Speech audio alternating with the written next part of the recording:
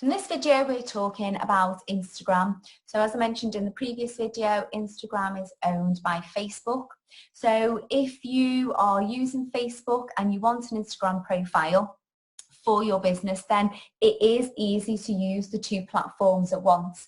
However, you must know that your ideal customer is going to be on Instagram. And also, I really want you to just focus on one platform at a time. So if you and your ideal customer is on Facebook, then focus on Facebook and then move on to Instagram once you've got Facebook under your belt, which, can take not that long. But I just really don't want you to be overwhelmed by it, but I want to give you all the information for social media so that you have a really solid understanding in your business and what is going to work for you. So with Instagram, for every post that you do on Instagram, you need an image, whereas on Facebook you don't. And that can feel quite overwhelming for some people, or a bit of a faff, or, what image am I going to post? And again, it varies, to use images of you, images of your products, things from your life.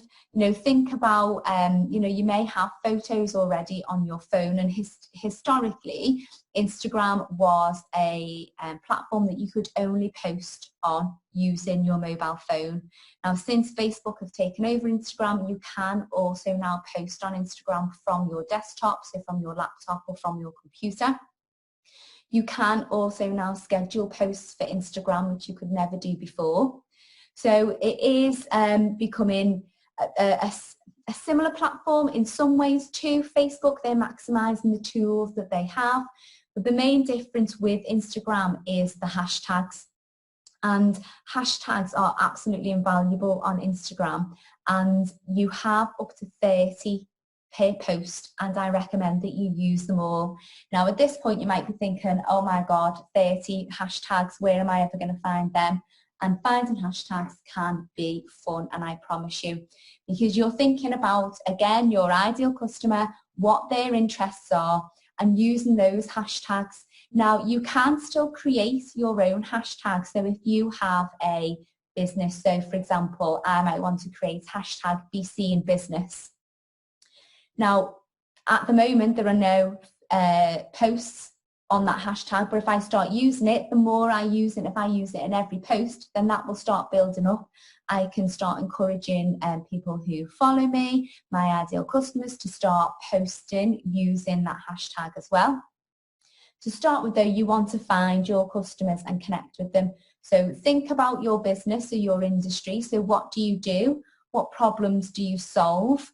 What other interests your ideal customers have, so that you can use those hashtags to go out and be in the feeds of your ideal customer on their Instagram. So the same as where you have a news feed on Facebook, on Instagram you have a feed that shows everybody that you're following.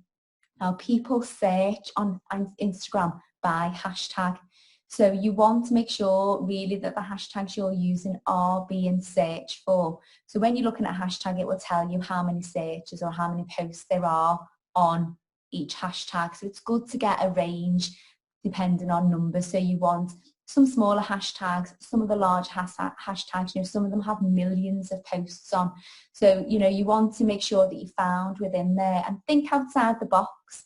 If you have a yoga business, for example, then as well as being interested in yoga, your ideal customers may also be interested in healthy living, in vegan food, in fresh food, in local products, sustainable products, eco.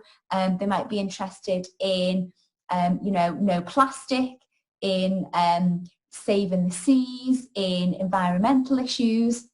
And you want to be thinking about that and build up this real library of hashtags so that you can dip into them whenever you want and really use these 30 hashtags on every single post. Again, the content that you put out there can be a mix of, quotes do well on Instagram, photos, of you, photos of things that you like. You can use different filters on Instagram. A lot of people can get caught up with the images on Instagram because you have a grid. So when you go into your profile, when you go into anybody else's profile, it will show your most recent 9 posts in a grid.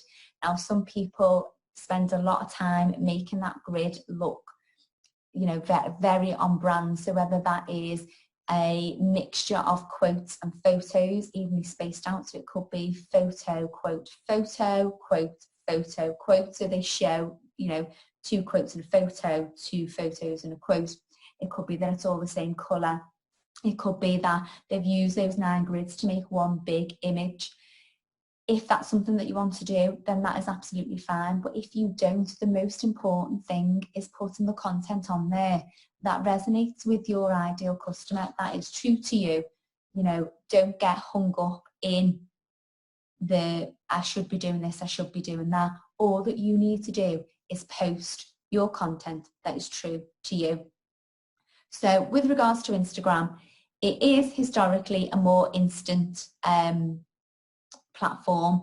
It is more fun. You have Instagram stories. So these are posts that last for 24 hours that you can then save as a highlight. So it stays on your profile and people can flick through them. Stories are really big and are growing within Instagram.